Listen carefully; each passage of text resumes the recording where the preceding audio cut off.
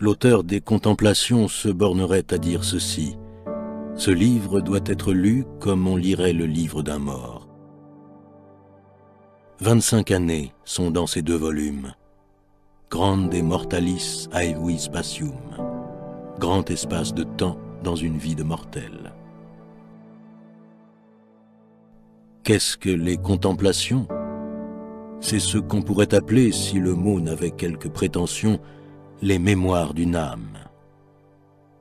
Ce sont en effet toutes les impressions, tous les souvenirs, toutes les réalités, tous les fantômes vagues, riants ou funèbres que peut contenir une conscience.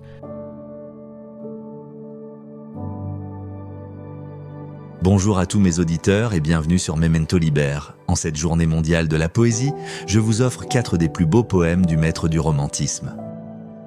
Ce recueil de poèmes, écrit par Victor Hugo, fut publié en 1856.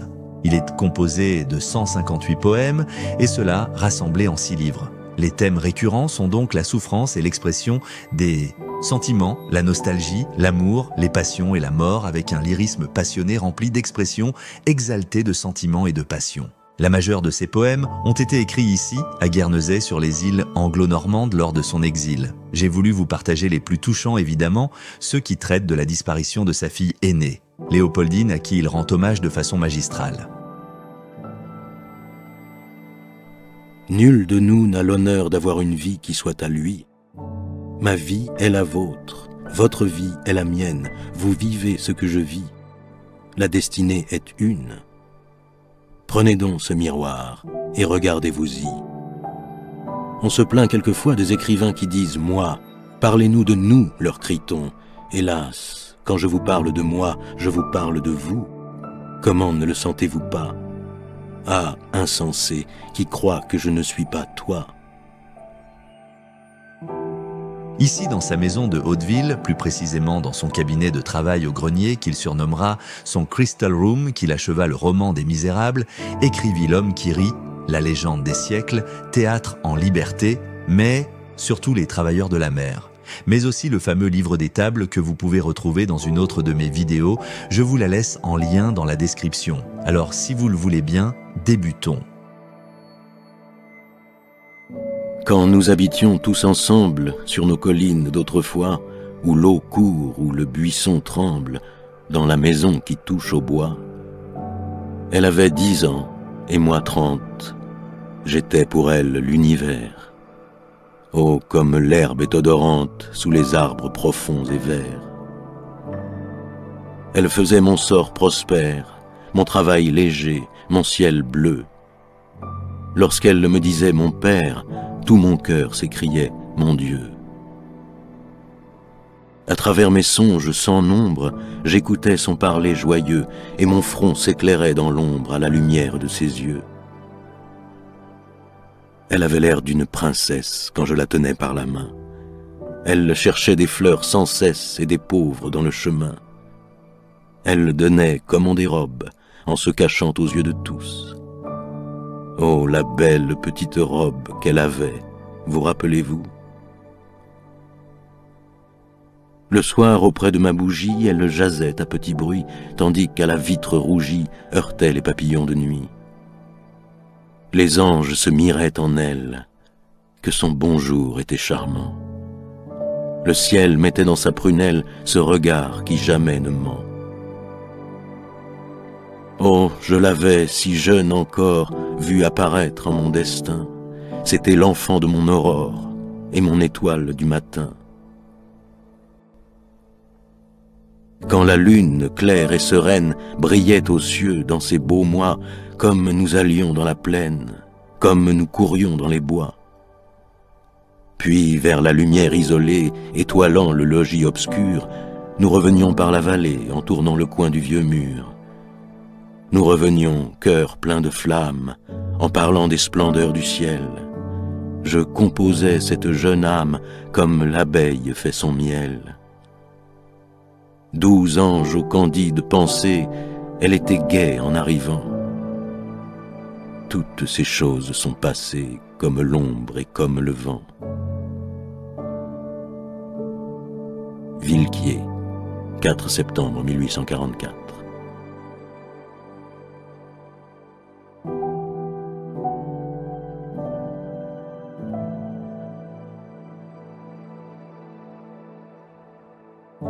Weni Widi Wixi.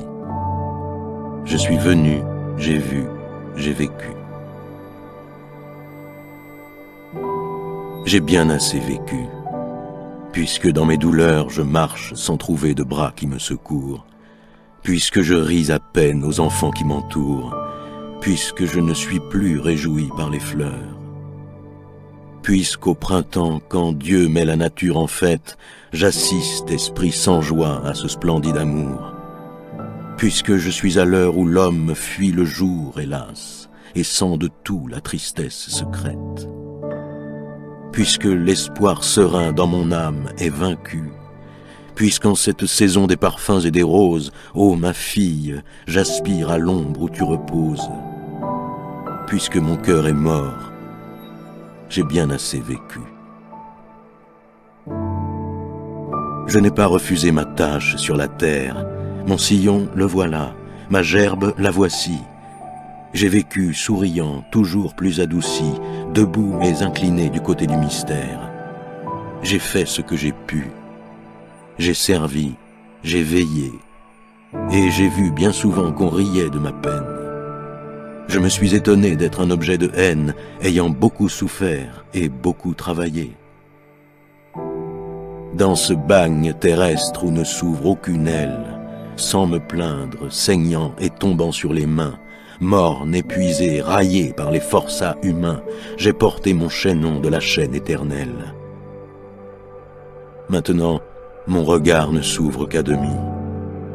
Je ne me tourne plus même quand on me nomme. Je suis plein de stupeur et d'ennui, comme un homme qui se lève avant l'aube et qui n'a pas dormi. Je ne daigne plus même, en ma sombre paresse, répondre à l'envieux dont la bouche me nuit. Ô Seigneur, ouvrez-moi les portes de la nuit, afin que je m'en aille et que je disparaisse. Avril 1848.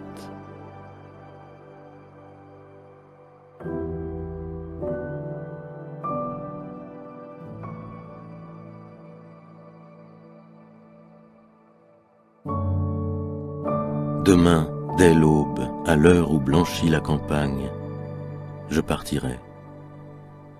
Vois-tu, je sais que tu m'attends. J'irai par la forêt, j'irai par la montagne. Je ne puis demeurer loin de toi plus longtemps.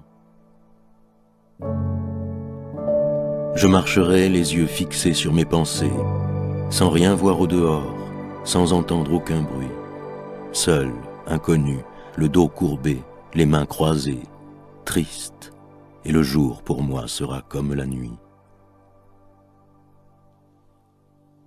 Je ne regarderai ni l'or du soir qui tombe, ni les voiles au loin descendant vers Harfleur. Et quand j'arriverai, je mettrai sur ta tombe un bouquet de houx verts et de bruyères en fleurs.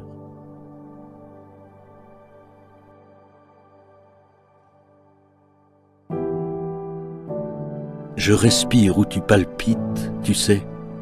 À quoi bon, hélas, rester là si tu me quittes, et vivre si tu t'en vas?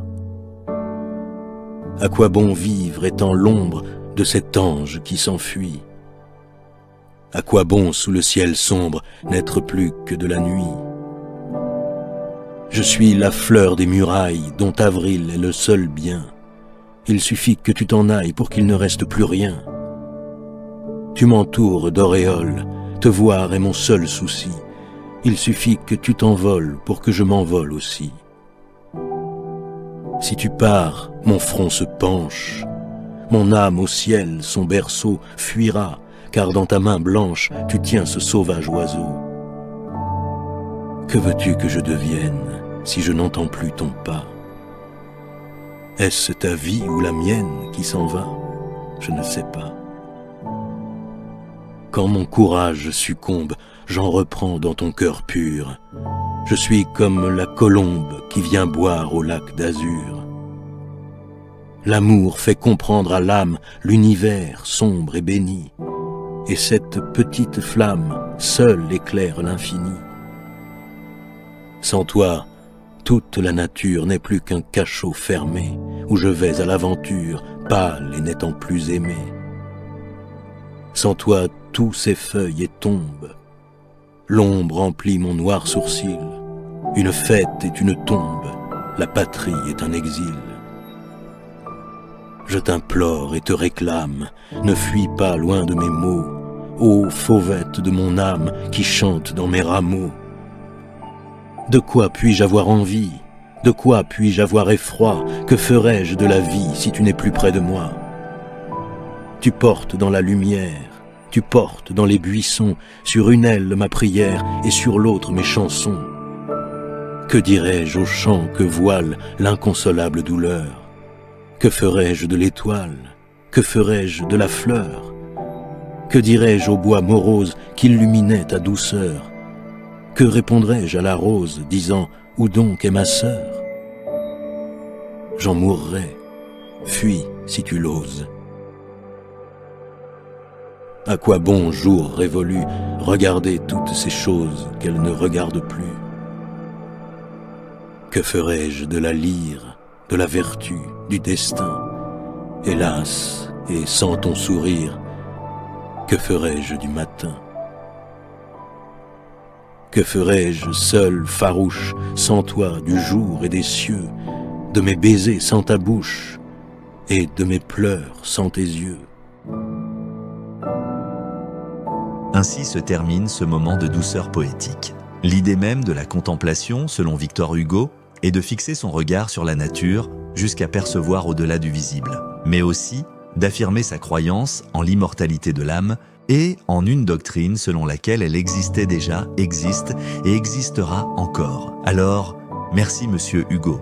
Et un grand merci à vous tous pour votre temps et votre écoute. N'oubliez pas de partager, commenter et bien sûr de vous abonner pour plus de vidéos de qualité. Je vous dis à bientôt sur Memento Liber et en attendant, prenez soin de vous.